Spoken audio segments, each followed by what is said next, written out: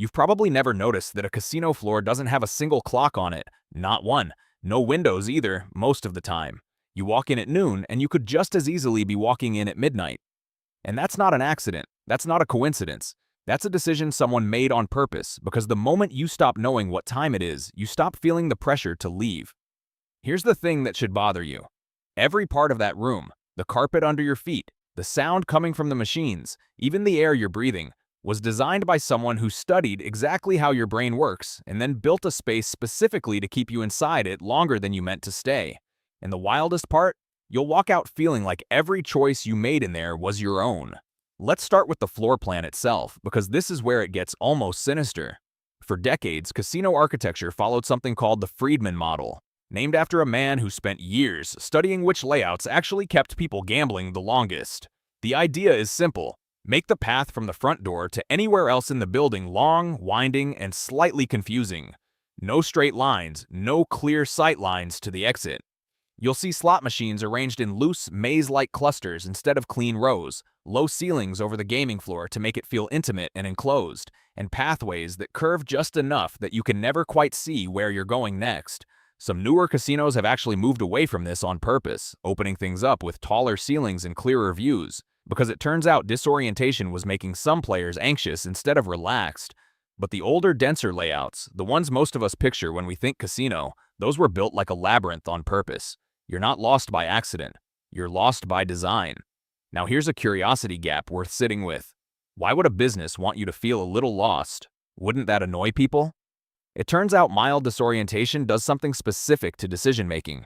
It nudges you toward the path of least resistance, and on a casino floor, the path of least resistance is always another machine, another table, another few minutes.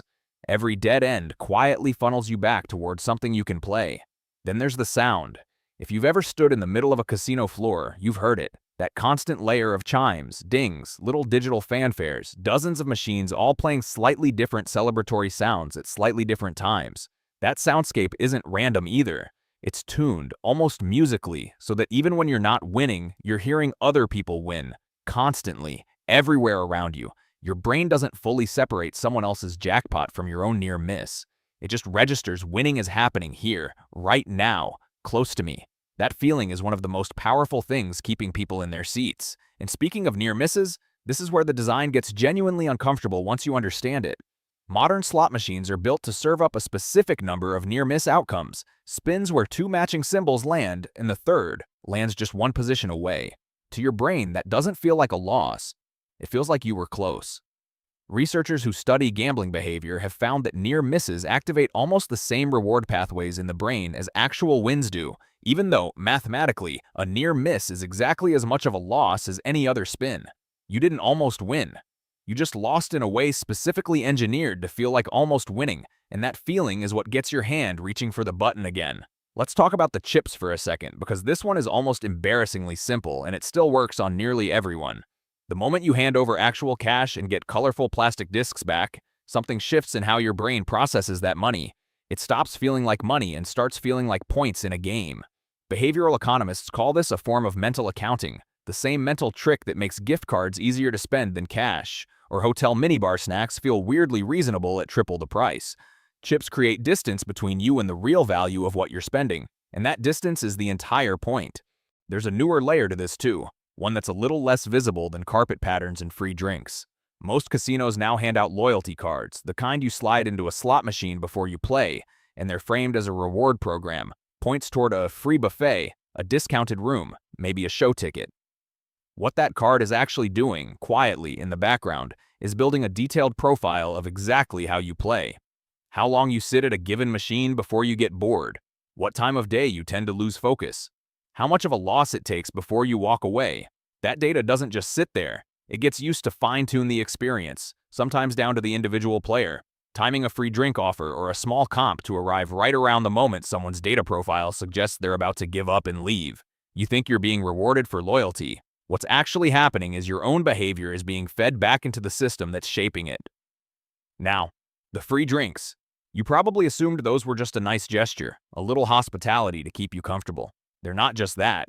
Alcohol lowers inhibition and slows down the part of your brain responsible for weighing risks carefully, which is exactly the part of your brain a casino would prefer you not use too well. The drinks are free because free is cheap compared to what a slightly looser sense of risk is worth to the house over the course of an evening.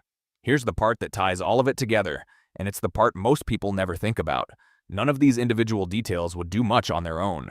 A maze-like floor plan alone wouldn't keep you there. A soundscape alone wouldn't do it. Near-miss engineering alone wouldn't do it. It's the layering of dozens of small psychological nudges stacked on top of each other, all pointing in the exact same direction, that adds up to an environment engineered, floor to ceiling, around one single outcome, keeping you inside it for just a little longer than you planned.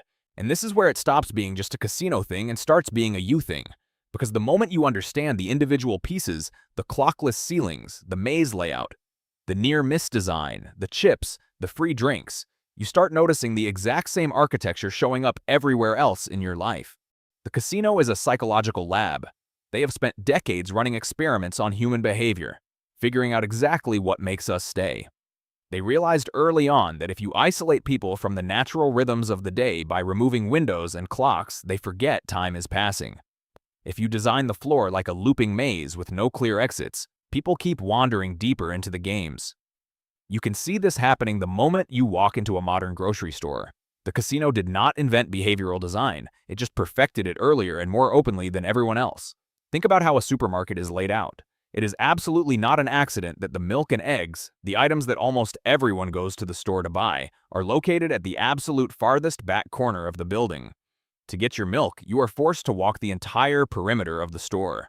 You navigate past thousands of brightly colored packages engineered to trigger impulse cravings. Even when you are ready to leave, you must survive the checkout line. That aisle is a gauntlet of low-cost rewards, waiting right when your brain is exhausted from making decisions. If the physical world borrowed the casino's floor plan, the digital world stole its soul. When you unlock your smartphone, you are walking onto a digital gaming floor. Think about the apps that ding and flash just often enough to keep pulling your attention back. Every notification is a tiny, manufactured interruption designed to break your focus. When you drag your thumb down to refresh a feed, you are performing the exact same physical motion and feeling the exact same psychological anticipation as pulling the lever on a slot machine. Furthermore, they removed natural stopping points. On your phone, there is the infinite scroll. Because the page never actually reaches a bottom, your brain never gets the natural signal to stop reading and put the device away. Once you have seen how deliberately a casino floor is built to bend your decisions, you start asking a much more useful question about every other space you walk into. Who designed this room, and what do they want me to do without realizing I am doing it?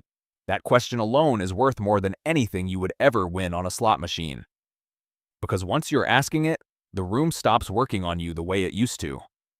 You start noticing the small nudges instead of just blindly feeling their effects. And noticing is the one thing behavioral design cannot survive. It relies on your autopilot. It only works in the dark. The second you turn the lights on, the machine gets weaker. Not powerless, but weaker. The goal is to walk into the next room with your eyes open.